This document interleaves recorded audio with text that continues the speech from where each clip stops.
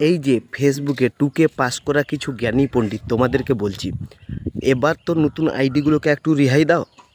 কেন এই নতুন আইডিগুলোর এত ক্ষতি করছো? কি লাভ পাচ্ছ এত ক্ষতি করে? তোমরা তো এমনি ফেসবুক থেকে যথেষ্ট আর্নিং করতে পারছো, তবুও এই নতুন আইডিগুলোকে আর ক্ষতি করো না প্লিজ। ওরা জানে না, ওদেরকে সঠিক গাইড করো, কিন্তু ওদের ক্ষতি করো না। আর নতুনদেরকে বলছি, তোমরা যে এই যে ফেসবুকে 2K পাস করা জ্ঞানী পণ্ডিতদের কথায় তোমরা যে প্রত্যেক দিন করে 1K করে ইনভাইট মারছো, তোমরা কি জানো যে ইনভাইট করলে 1K করে ইনভাইট করলে তোমাদের আইডিতে কত ক্ষতি হতে পারে, তোমাদের পেজে কত ক্ষতি হতে পারে? তোমরা কি জানো? জানো না তো জেনে নাও।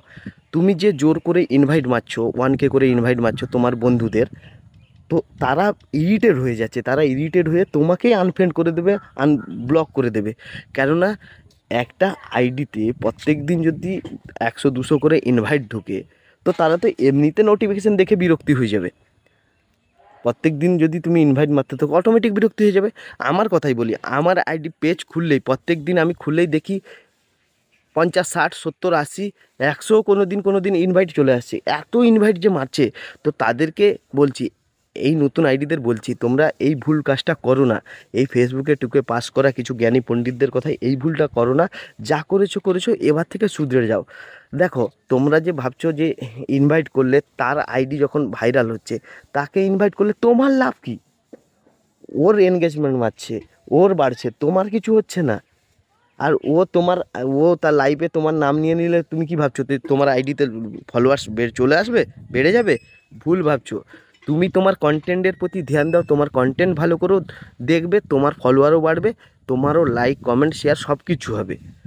তো এই সব ভুলভাল চক্করে পা দিও না।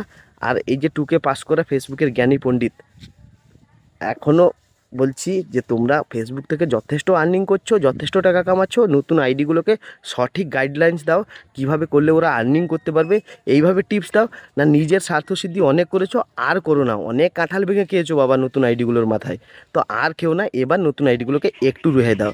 আর মাথা মোটা নতুন ক্রিয়েটারগুলোকে বলতেও আমার খারাপ লাগছে, আর বলবো কি, খিস্তিও দিতে পারছি না ফেসবুকে। তো যাই হোক, তো এখনও সময় আছে, তোমরা শুধরে যাও। আর কারো যদি কোনো প্রবলেম হয়, যদি কোনো হেল্প লাগে, অবশ্যই আমাকে মেসেজ করবে, আমি তাদেরকে সঠিক গাইডলাইন্স এবং সঠিক সিদ্ধান্ত দেবো। থ্যাংক ইউ, দেখা হচ্ছে নেক্সট ভিডিওতে।